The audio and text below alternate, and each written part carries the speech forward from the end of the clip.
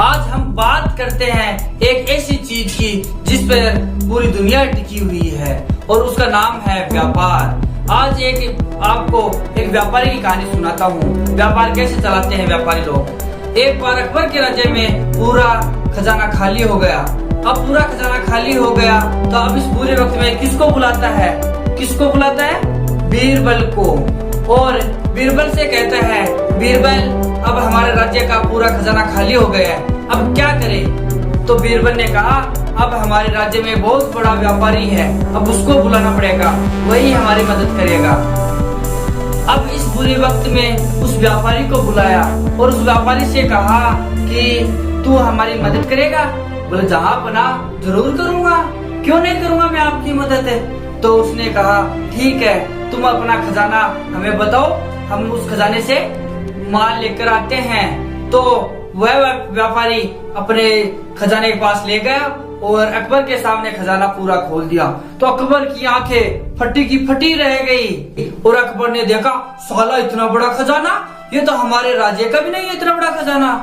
और उस व्यापारी से कहा, तू इतना धन कहाँ से लाया रे? तो उस व्यापारी ने कहा, साहब मैं एक व्यापारी हूँ, मैं टैक्स चोरी करना जानता हूँ, मैं टैक्स बचाना जानता हूँ। और जहाँ अपना मैंने टैक्स चोरी करके टैक्स बचा बचा के इतना धन इकट्ठा किया है। तो अकबर का दिमाग खटक गया और साला टैक्स चोरी करता है और साला हम चोरी करता है, राज्य से छुपाता है हर बात, माल इकट्ठा कर रखा है इसने। उसने पूरा माल ले लिया और अपने सैनिकों से कहा, जाओ इस साले को अस्तबल में नौकरी करो और घोड़ों की लीद उठवाओ।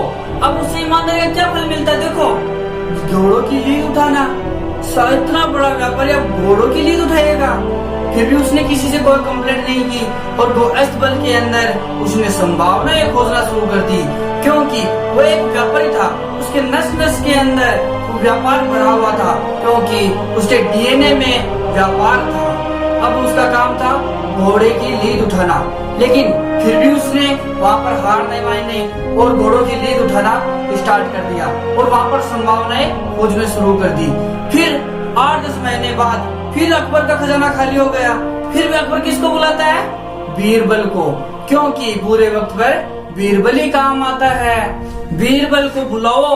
तो बीरबल आया, बोला भाई अब अपना खजाना फिर खाली हो गया है, अब क्या करें? तो बीरबल ने कहा, अब भी उसी व्यापारी को बुलाने पड़ेगा। बोला उस व्यापारी के पास क्या बचा है रे? अब उसको तो हमने पहले ही पूरा खाली कर दिया और वो तो काम भी अब अस्तबल में करता है, घोड़ों की लीद उठाता है।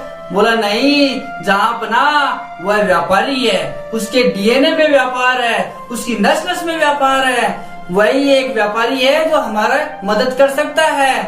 बोले ठीक है भाई, बुलाओ उसे, और उपाय भी क्या है अपने पास। फिर उस व्यापारी को बुलाया, बोला तुम हमारी मदद करोगे? बोले जहाँ बना पहले से ज्यादा। तो जहाँ बना चौंक गया, साला अस्तबल में नौकरी करता है, घोड़ों की नींद उठाता है, फिर भी बोल रहा है मदद करूंगा।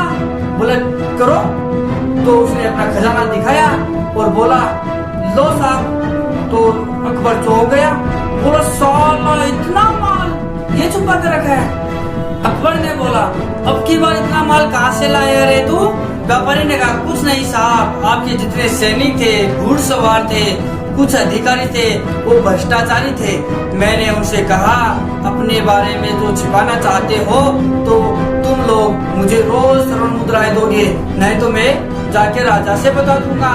तो सब लोग डरने लगे और उन्होंने मुझे स्वर्ण मुद्राएं देना चालू कर दिए।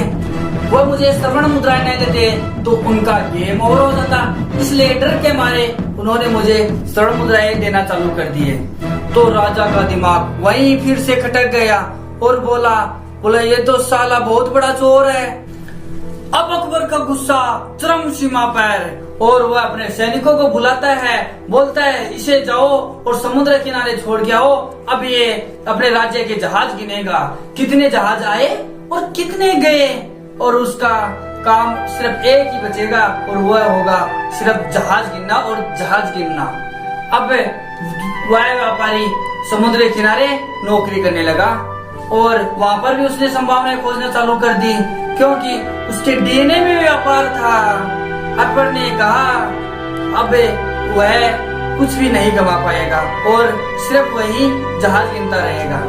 फिर 8-10 महीने बाद अकबर का खजाना फिर खाली हो गया। अब वो किसको बुलाएगा? फिर से बीरबल को। और बीरबल ने वही शब्द कहे, अब तो हमारी वही एक व्यापारी है जो मदद कर सकता है। तो अकबर ने कहा, वह अब कैसे मदद कर गया? वह इसके पास जो भी माल था वो तो हमने सब निचोड़ लिया, अब उसके पास बचा ही क्या है? तो बीरबल ने अकबर से कहा, जहाँ बना राज्य को चलाने के लिए, देश को चलाने के लिए एक व्यापार की जरूरत होती है और वो व्यापार सिर्फ व्यापारी चला सकता है। इसलिए हमें उस व्यापारी की जरूरत पड़ेगी और उस व्यापारी को बुलाया जाए फिर से। तो व्यापारी को बुलाया गया और बोला कि भाई तू हमारी मदद करेगा? तो व्यापारी ने कहा, क्यों नहीं, पहले से ज्यादा करूंगा। तो उस व्यापारी ने कहा, क्यों नहीं, जहाँ बना पहले से ज्यादा करूंगा। तो फिर अकबर ने कहा, अरे अब इतना माल कहाँ से लाए रे तू? तो उस व्यापारी ने कहा, साहब जो भी वहाँ पर जहाज आते थे वह इधर का माल उधर और उधर का माल इधर करते थे, सब टैक्स बचाते थे। तो मैंने उनसे कहा, मेरी ड्यूटी राजा ने यहाँ पर लगाई है और आप सबकी निगरानी रखने के लिए, तो जो भी हो मुझे रोज माल देते रहो और टैक्स देते रहो। लोगों के बारे में मैं सब बातें राजा से बता दूंगा। तो सबने डर के मारे और मुझे टैक्स और माल देने लगे। अगर वह व्यापारी मूर्ख होता और उसका डीएनए व्यापारी का नहीं होता तो वह ऐसा माल कभी नहीं कमा सकता था। थोड़ घोड़ों की लीद में से सामान निकाल लाया, जहाज गिनने में से सामान निकाल लाया। इसे कहते हैं असली व्यापारी। दुनिया का असली व्यापारी जो संभावनाओं में से, गोबर में से माल निकाल लाता है, वही होता है असली व्यापारी। ये वीडियो आपको कैसा लगा चैट सेक्शन में जरूर बताएं। वीडियो को लाइक करें, शेयर करें और सब्सक्राइब करना ना भूलें।